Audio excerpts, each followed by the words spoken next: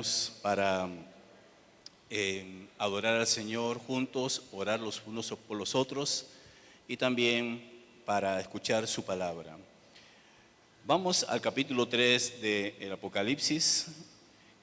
Ya vamos más de la mitad de las iglesias, ya hemos hablado acerca de la iglesia, la carta a la iglesia de Éfeso, a la iglesia de Esmirna, hemos hablado de la iglesia de Pérgamo, de Tiatira, nuestra hermana Sandra nos habló la semana pasada, y hoy vamos a continuar con la iglesia, el mensaje a la iglesia de Sardis. Para la próxima semana tenemos un predicador tremendo también que va a hablarnos acerca de la carta a la iglesia de Filadelfia, ¿verdad? Gloria a Dios por ese hermano tremendo. Y terminaremos con la carta a la iglesia de la Odisea. Capítulo 3, del 1 al 6, dice: escribe al ángel de la iglesia de Sardis, el que tiene los 7 espíritus de Dios y las 7 estrellas, dice esto: yo conozco tus obras, que tienes nombre de que vives y estás muerto. Sé vigilante y afirma las otras cosas que están para morir, porque no he hallado tus obras perfectas delante de Dios. Acuérdate pues de lo que has recibido y oído, y guárdalo y arrepiéntete, pues si no velas, vendré sobre ti como ladrón, y no sabrás a qué hora vendré sobre ti. Pero tienes unas pocas personas en Sardis que no han manchado sus vestiduras, y andarán conmigo en vestiduras blancas porque son dignas. El que venciere será vestido de vestiduras blancas, y no borraré su nombre del libro de la vida, y confesaré su nombre delante de mi Padre y delante de sus ángeles. El que tiene oído, oiga lo que el Espíritu dice a las iglesias. Padre, te doy gracias en esta mañana por permitirme este privilegio y a la vez responsabilidad de compartir tu palabra. Que sea tu Espíritu Santo a través de ella que nos enseñe, que nos corrija, que nos dé luz a nosotros como iglesia, Señor. Gracias, Padre Celestial, y que al final todos podamos ser edificados con tu palabra. En el nombre de Jesús, amén. En la iglesia de nuestro tiempo, la iglesia del siglo XX-XXI, lo que nos ha tocado vivir, hay una característica que se está dando peligrosa, y es que la palabra de Dios va perdiendo valor. Y una de las características, según dicen los estudiosos acerca de la historia, tiempos modernos y posmodernos, es que la razón está en segundo lugar, o tercero o cuarto lugar, y prima o vale más lo que son las emociones, ¿no? Los sentimientos. Y esto está afectando a la iglesia del Señor en el sentido de que hoy es más importante cómo se siente la persona y no lo que se predica. Hoy es más importante, y no siempre digo esto, pero es así, a veces en broma, a veces en serio, pero es así.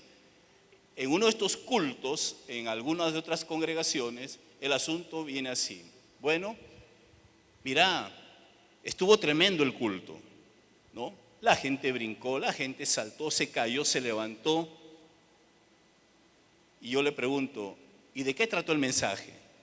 Mira, no lo sé, pero estuvo tremendo. Eso es clásico. No lo sé, pero sentí bonito, sentí el fuego de Dios. Bueno, qué tremendo. Lo tremendo de esto es que los sentimientos no son algo para medir la espiritualidad del ser humano o del creyente. Y la palabra del Señor entonces está ausente en estos tiempos.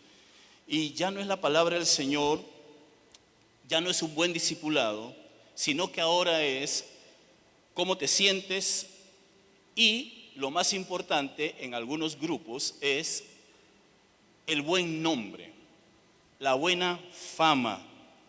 Y eso se ha convertido en un fin en sí mismo, ya que los criterios de éxito hoy ya no tienen que ver con un buen discipulado o ser fiel a las Escrituras, sino cuán grande es mi templo, cuánta gente es la que llena el templo, cuánta tecnología tengo. Y no es malo eso. Reitero, no es malo. Si el Señor quiere bendecirnos con un templo más grande, con más tecnología, con asientos acolchados, con piso alfombrado, con aire acondicionado y con todo lo que usted quiera, producto de evangelizar y de un buen discipulado, gloria a Dios por eso. Pero si se trata de llenar, hermanos, esto es fácil llenar. Es facilísimo. Así que el criterio de éxito hoy ha cambiado. La iglesia de Sardis gozaba de una buena imagen, buena fama, un buen nombre. Y tenía fama, según el criterio de ellos y de la sociedad que la circundaba, tenía fama de ser una iglesia viva. Ni ellos ni los demás se daban cuenta cuál era su realidad. Y quien conoce nuestra realidad, el único es nuestro Señor Jesucristo. Y según el criterio de Él, porque a Él no se le puede engañar, la iglesia estaba muerta. Y hoy también, igual hermanos, contagiados por esa corriente, a veces queremos ser guiados por esa corriente de apariencias, buen nombre o fama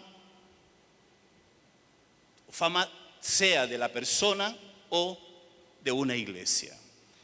En esta carta el Señor le va a decir a la iglesia de Sardis que no es el criterio propio, no es lo que ellos dicen de sí mismos, ni lo que la gente dice de la iglesia, sino lo que Cristo piensa de ellos y de nosotros.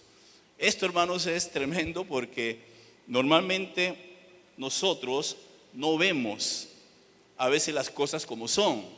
Por eso es que una de las frases heredadas de la Reforma Protestante del siglo XVI es: la iglesia reformada siempre reformándose. ¿Qué significa eso? Que la iglesia que salió de la Reforma Protestante tiene que constantemente estar reformándose a la luz de la palabra de Dios y a la luz de la guianza del Espíritu Santo. Constantemente tenemos que revisar práctica, fe, carácter. Todo eso tenemos que estar constantemente revisándolo. ¿Cuál es el contexto de la iglesia de Sardis?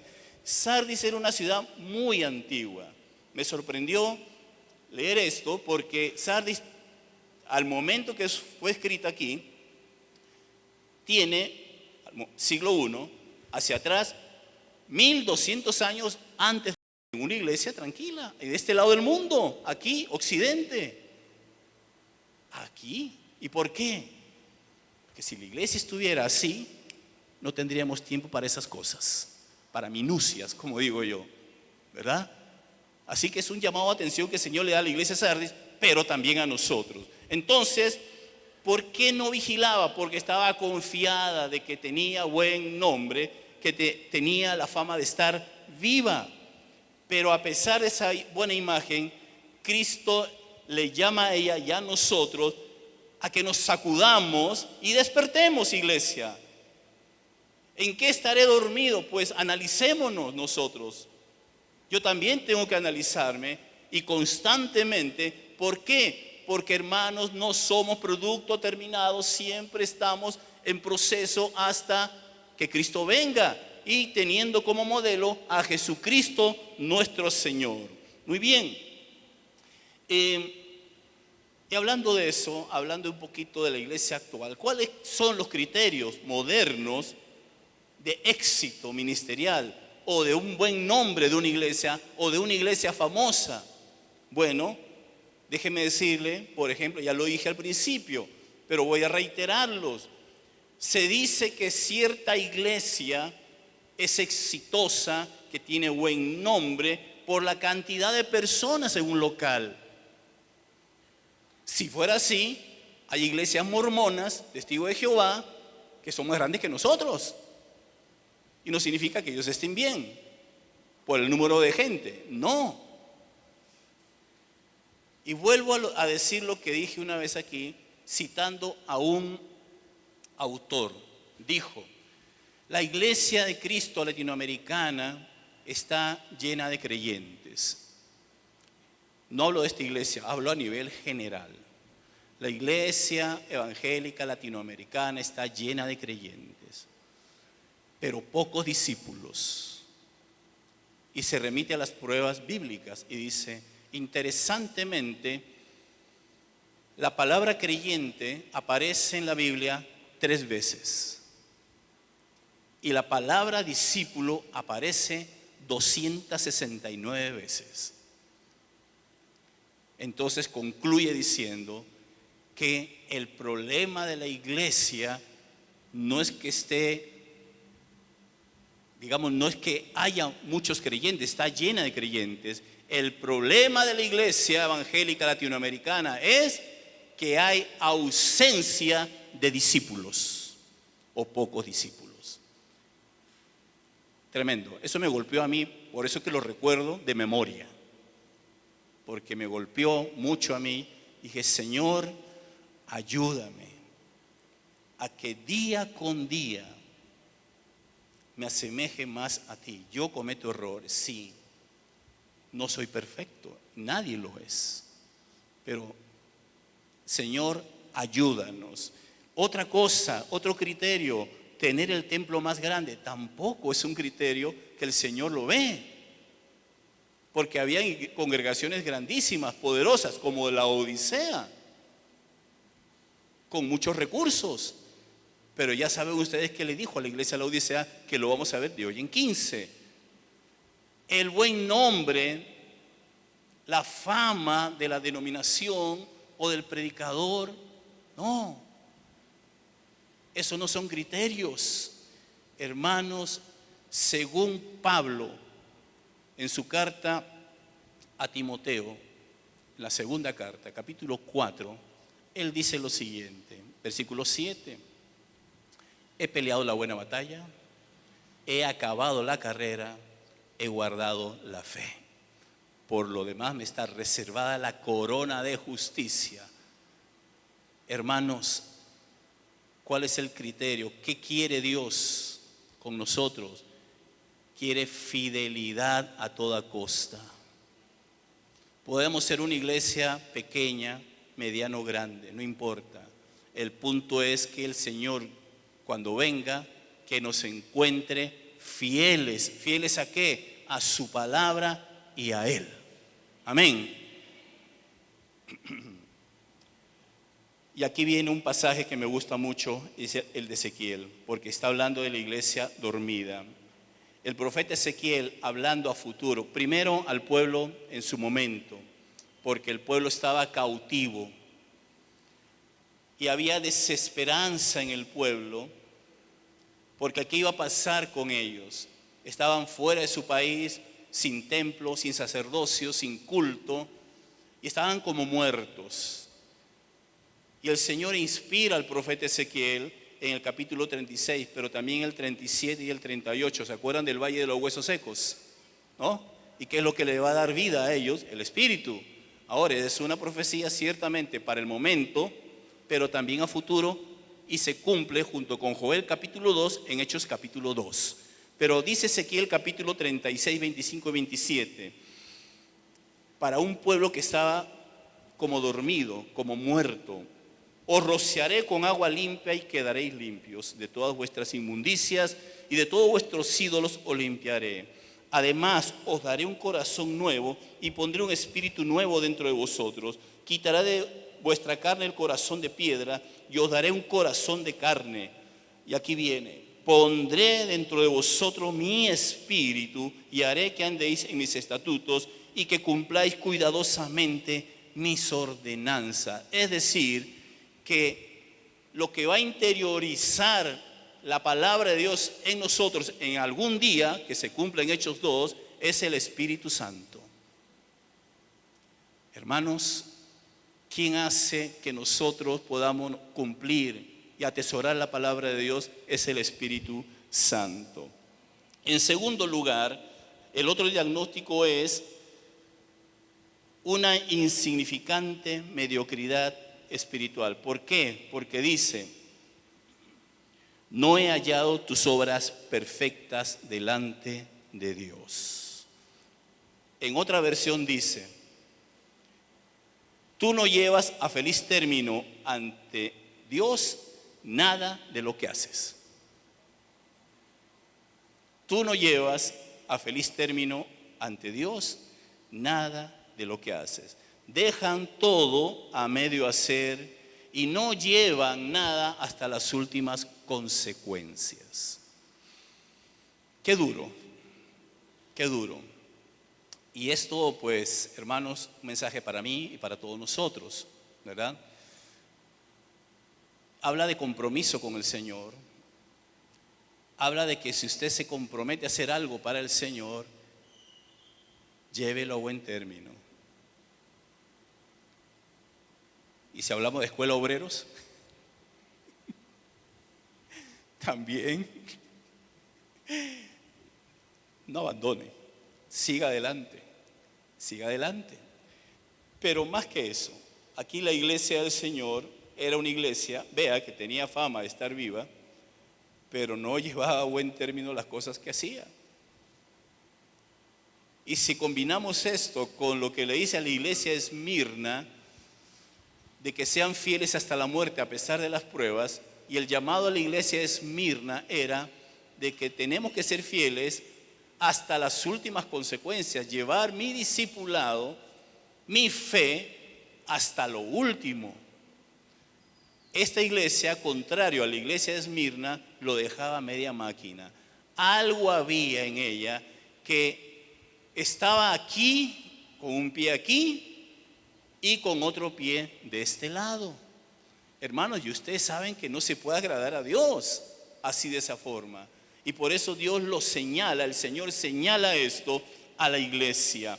Y el apóstol Pedro, en 2 de Pedro, primero 1:5 y luego 1:10 dice: por esta razón también, obrando con toda diligencia, ojo, con toda diligencia, añadida a vuestra fe virtud, y a la virtud conocimiento. Y el versículo 10 dice: así que, hermanos, sed tanto más diligentes para hacer firme vuestro llamado y elección, porque mientras hagáis estas cosas, nunca tropezaréis.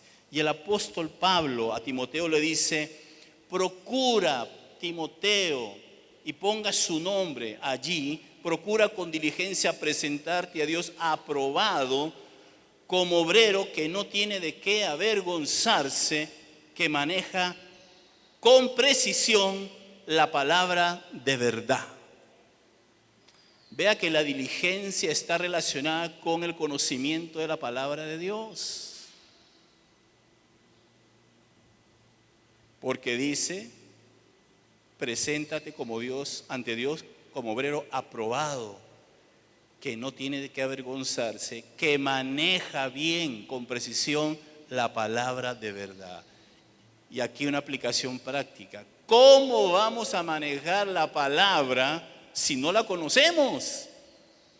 Si con costos la leemos los domingos y de ahí la guardo y la vuelvo a abrir hasta el domingo siguiente. Y no solo eso, podemos leerla, pero como dije en la escuela obrero, no se trata de llenar el cerebro con conocimiento puro o intelectual. Eso no sirve. Si el conocimiento que tenemos de la palabra de Dios no se traduce en cambio de vida, de nada sirve. Entonces, hermanos, la diligencia. Esta iglesia era negligente, dejaba todo a media máquina. Y me temo que está hablando de una iglesia que quería quedar bien con Dios y con el diablo. Y en tercer lugar, el tercer diagnóstico es que la mayoría de ellos han manchado sus ropas. ¿Y en qué consistía esto? Bueno, probablemente en justamente querer agradar al culto al emperador y también rendirle culto a Dios. ¿Cuál era el problema en la época de Elías con el pueblo de Israel? ¿Y por qué Dios levanta a este hombre? No era que estaban adorando solo a Baal. No, estaban adorando a Baal, pero también a Jehová. Estaban adorando a los dos, y no solo a dos, sino a muchos, porque había muchos profetas. O sea, profetas de Baal y profetas de Acera, traídos por Jezabel. Entonces Dios levanta a este hombre, y ya ustedes saben la historia, y lo reta en el Monte Carmelo, no para saber qué Dios era más poderoso, no, sino para demostrarle al pueblo que hay un solo Dios. Ya ustedes saben la historia, cómo termina esto. La iglesia de Sardis había manchado sus ropas. Y dice un autor que la iglesia de Sardis era el modelo perfecto de cristianismo inofensivo, demasiado inocuo, o sea que no hace daño, para que se la persiguiera. Hermanos, estamos viviendo tiempos en donde tenemos que definirnos. Pecado es pecado, cierto. Lo que la Biblia dice y señala como pecado es pecado. No podemos nosotros usar de eufemismos para dorar la píldora y decir, no, mira, es que no es un adúltero, un homosexual, sino hablemos de preferencias sexuales, su orientación sexual. Hay que respetarlos. Sí, nosotros lo respetamos, pero llegará el momento en donde si se da la ocasión, hermanos, yo tengo que confrontarlo, ¿no es cierto? Hagamos un ejercicio mental. Supongamos que entran por esa puerta dos muchachas tomadas de la mano y dos muchachos tomados de la mano. ¿Cómo reaccionaríamos? A los sugieres, recíbanlos con mucho amor y mucho cariño. Y esto le digo porque ha pasado en la experiencia ministerial. Y dicen, bueno, queremos escuchar la palabra de Dios. Sentimos necesidad de escuchar la palabra de Dios. Muy bien, escuchen la palabra de Dios. Y uno comienza a predicar la palabra de Dios, pero en la dinámica de predicar la palabra de Dios va a llegar un punto en donde la palabra y el Espíritu Santo, sin que uno tenga la intención de verlos y decir, ahora sí le voy a agarrar y le voy a mandar un hachazo. No, simplemente conforme uno va predicando la palabra de Dios, va a tener que llegar un tema en donde va a tener que ser confrontada la vida de ellos, y ellos o se quedan y se arrepienten o dicen no y nos vamos. Lamentablemente, de un 100%, ni un 5% se queda. Es bien duro y hay que orar mucho por ellos para que el Señor tenga misericordia y quebrante todo eso que ellos tienen, porque ciertamente es algo muy espiritual, pero también ataduras, cosas que han pasado en su vida y que ahora ellos lo reflejan de esa manera. Pero es pecado, ciertamente. Hay que amarlos, hay que orar por ellos, sí. Pero también, hermanos, no acomodarnos a la corriente y decir, no le digamos nada, Dios guarde, crimen de odio. No, Dios guarde, no se le puede decir nada. No, si se da la oportunidad, dígale, mire, esto dice la palabra del Señor. Resulta que hoy, y vea cómo va la corriente de este mundo poco a poco en decadencia. Hoy día ya se habla, y hace años ya se habla, si yo le menciono la palabra pedófilo o pedofilia, ustedes dicen terrible, ni se menciona entre los santos. Pero resulta que hoy hay una corriente impulsada por los organismos mundiales de que se penetre esto, que se meta esto, ya no como un delito, sino como una opción sexual. Hermanos, eso es terrible. Ustedes saben cómo se desataría esto si esto se aprueba como algo que es una opción sexual y no como un pecado y un delito. Hermanos, violación de niños para arriba y para abajo. Porque como ya no es pecado, según ellos, y ya es legal, entonces hagamos fiesta. Esto está. Y nosotros como iglesia del Señor tenemos que estar informados y es parte de lo que se llama la Agenda 2030. Informémonos, pueblo de Dios. Nosotros tenemos que ser el pueblo más informado del mundo. Informémonos. Sí, leamos la palabra, vengamos a los escolobreros, a los estudios bíblicos, a la adoración, pero también leamos, informémonos de las corrientes que están metiéndose en la sociedad y que después ya se han metido en algunas iglesias. Hermanos, entonces han manchado sus ropas y esto no puede tolerarlo el Señor. ¿Cuántas congregaciones hoy, aunque aparentemente muy vivas, tendrían que verse retratadas en este espejo de la realidad que le pone su Señor? Conozco congregaciones, no sé si llamarlas iglesias, pero conozco congregaciones en donde ya es normal. Vengan, siéntense, congréguense. De por sí lo que interesa es sentirse bien. ¿Quién ha dicho? ¿En qué momento el Señor dijo que la idea de congregarnos era para sentirnos bien? En ese sentido, ciertamente.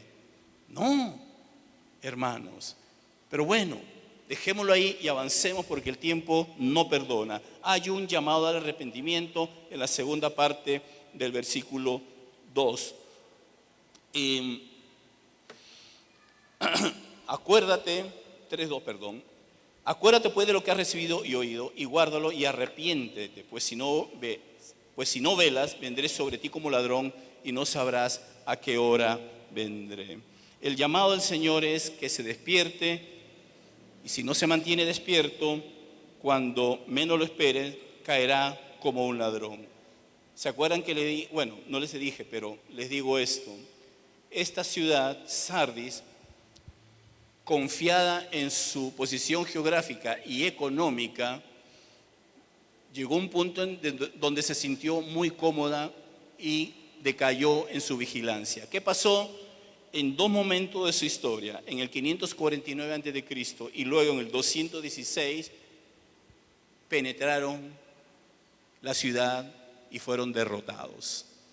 Cuando ellos escuchan esto, despiértate y sé vigilante, obviamente les estaba recordando también la historia de la ciudad, de que cayó 2 veces por relajarse y no vigilar.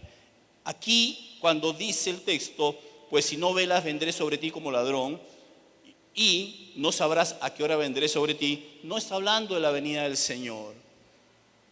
Porque la venida del Señor no depende si se arrepienten o no. Él viene porque viene y punto. Independientemente si nos arrepentimos o no, Él viene. Y a como nos encuentren, pues gloria a Dios. Si nos encuentra bien, nos vamos y si no, no. Aquí está hablando de un momento en la historia en donde Dios, por no hacerle caso a la advertencia de Dios, Sardis desapareció del mapa. En quinto lugar, hay un remanente. El versículo 4 dice, pero tienes unas pocas personas en Sardis que no han manchado sus vestiduras y andarán conmigo en vestiduras blancas porque son dignas. A pesar de la apostasía en Sardis, hermanos, había un remanente, una minoría fiel. Tienes unos pocos. Vean el deterioro de la iglesia. Éfeso no aguantaba nada. Has probado a los que se dicen ser apóstoles y no lo son y los has hallado mentirosos.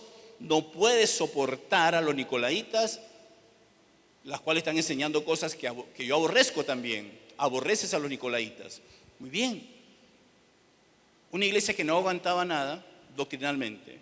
Pero Pérgamo y Tiatira, la herejía ya está presente, pero era minoritaria. Hay algunos que enseñan tal cosa, hay algunos que siguen a Jezabel. Pero en Sardis es lo contrario. Los poquitos son los fieles. Vean cómo la iglesia se ha ido deteriorando, cómo la iglesia ha ido poco a poco camino a la apostasía. Y el clímax de la apostasía será la iglesia de la Odisea. Aquí en Sardis todavía hay unos pocos que no han manchado sus vestiduras. Y hermanos, esto de manchar la vestidura se refiere a la impureza, tanto sexual como la impureza también de ser una iglesia que también rendía culto al emperador. De las dos maneras se estaba relacionando esto. Apocalipsis 14:4 dice: estos se mantuvieron puros sin contaminarse con ritos sexuales. Son los que siguen al Cordero por donde quiera que va. Fueron rescatados como los primeros frutos de la humanidad para Dios y el Cordero. Ahí están. Hay un grupo, un remanente que no han manchado sus vestiduras. Los cristianos de Sardis se manchaban al acomodarse al ambiente, a la corriente y específicamente al culto al emperador. La mayoría había optado por la línea del acomodamiento, del no ponerse al sistema. Y saben qué, hermanos, la iglesia es una comunidad que va contra la cultura, o sea, la cultura mala, porque hay elementos culturales que son buenos, pero en contra de la cultura anticristiana, la respuesta es una iglesia fiel al Señor y fiel a su palabra. ¿Cuál es la promesa? Versículo 5 dice: el que venciere será vestido de vestiduras blancas, y no borraré su nombre del libro de la vida, y confesaré su nombre delante de mi Padre y delante de sus ángeles. Aquí, los judíos comparaban frecuentemente el carácter moral con las vestiduras limpias y blancas. Zacarías capítulo 3 al 5 dice: un ángel, ahí donde dice que un ángel manda quitarle las vestiduras viles al sumo sacerdote Josué y ponerle ropas de gala y mitra limpia para que sean dignos de ministrar ante Dios. Nosotros también, iglesia, somos reyes y sacerdotes. O, según la Nueva Versión Internacional, somos un reino de sacerdotes y debemos vestir siempre ropas limpias, no contaminarnos con la corriente de este mundo. El apóstol Pablo en Romanos 12:1-2 dice: por lo tanto, hermanos, tomando en cuenta la misericordia de Dios, os ruego que cada uno de vosotros en adoración espiritual ofrezca su cuerpo como sacrificio vivo, santo y agradable a Dios. Y el versículo 2: no os amoldéis al mundo actual, sino sed transformados mediante la renovación de vuestra mente, y así podréis comprobar cuál es la voluntad de Dios, buena, agradable y perfecta. Hermanos, nosotros el culto verdadero no lo ofrecemos aquí. Aquí nos reunimos todos para adorar en comunidad, ciertamente, para escuchar la palabra de Dios, para orar los unos por los otros, para saludarnos y animarnos. Pero la verdadera adoración está cuando usted sale de aquí, en cómo se dirige a su esposa, en cómo se dirige a sus hijos, en cómo trata a sus empleados, en cómo está en el trabajo, en cómo la comunidad lo ve a usted. La vez pasada dije, ¿no? ¿Se acuerdan de Tabita, Dorcas? Todo el mundo llora porque Tabita muere. Mandan a traer a Pedro para que la mujer sea resucitada. Y la pregunta que hice y vuelvo a hacer hoy: ¿qué dice su barrio de usted? ¿Qué piensa la comunidad donde usted vive de usted? ¿Se alegraría porque usted se va o lloraría porque usted se va? Yo espero que toda Corina Rodríguez llore porque los hermanos de Corina Rodríguez se vayan, ¿no? Algún día. O los de aquí de este lado también. Que su vecino dije: uy, Charita se fue, mi hermana. ¿Qué vamos a hacer ahora? Ya no hay nadie quien ore por nosotros. Ya no hay nadie. Porque a veces los vecinos, ¿no se han dado cuenta ustedes? Por lo menos, hermanos, los vecinos tienen que decir esto de usted: mire, vengo para que ore por mí porque usted está más cerca de Dios. ¿Le ha pasado eso? Por lo menos. Hermanos, Esa es la verdadera adoración, ese es el verdadero culto que usted y yo debemos ofrecer a Dios. Presentarnos delante de Dios con vestiduras blancas. Lo blanco era el color designado para las procesiones triunfales de los emperadores. De la misma manera nosotros, la iglesia del Señor, vamos a formar esa comitiva de Jesucristo cuando Él venga a llevarnos. ¿Cuántos esperan ese momento glorioso? ¿Cuántos quieren en realidad que venga Cristo? Yo quiero que venga ya, hermano, y ya. Este mundo cada día más, no me siento bien en este mundo, me incomoda todo esto. Toda la sociedad, toda esta corriente y hace que yo diga, no pertenezco a este lugar, mi patria no es de aquí, yo soy de allá y espero el momento glorioso en que Cristo venga y me lleve a su presencia. Denle un fuerte aplauso al Señor.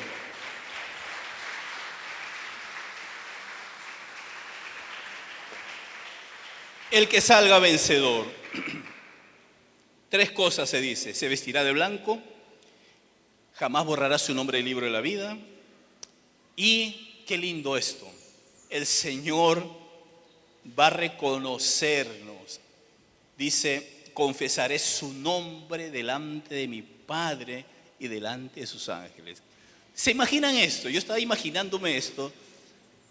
Y el Señor, ojo, el Señor diciendo, confesando el nombre, voy a poner un nombre por aquí, David, amigo mío. El Señor diciendo, David, ángeles, Padre, este fue fiel hasta la muerte. Y uniendo eso, estoy imaginándome, ¿verdad? No es que así va a ser, estoy imaginándome, pero permítanme la imaginación. Y le va a decir, bien, buen siervo y fiel. Sobre poco fuiste fiel, sobre mucho te pondré. Entra en el gozo de tu Señor. Qué lindo, ¿verdad? Gloria a Dios. Eso va a hacer el Señor con nosotros algún día, hermanos, a los fieles. Y las 3 promesas significan lo mismo, la vida eterna.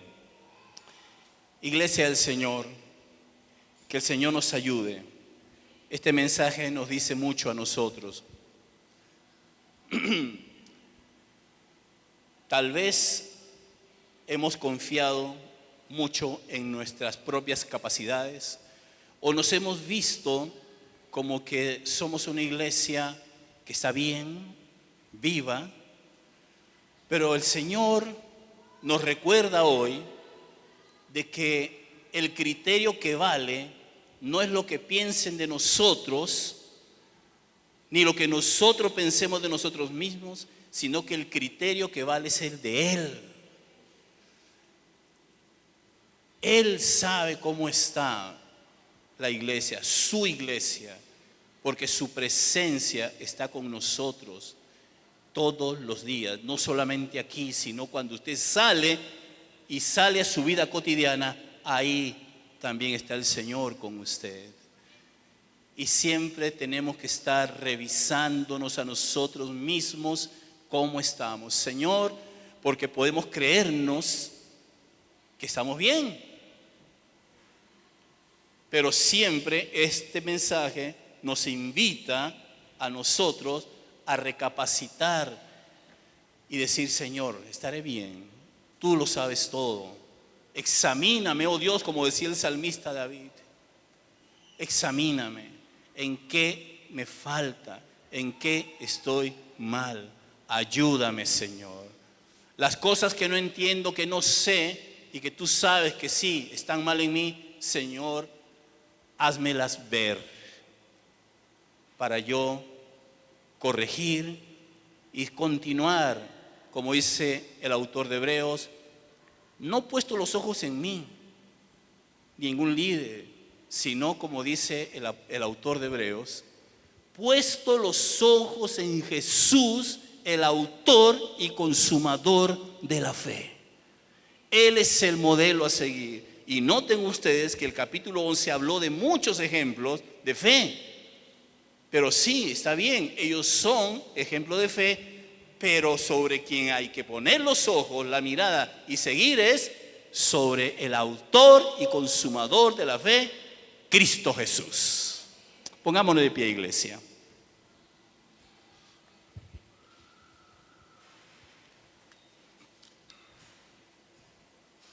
Que el Señor nos ayude.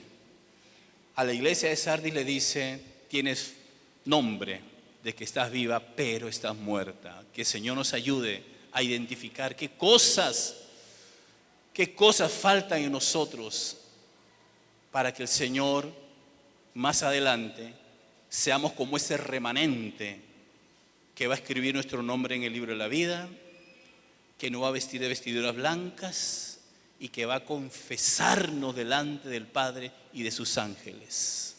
Que el Señor nos ayude. Padre, gracias.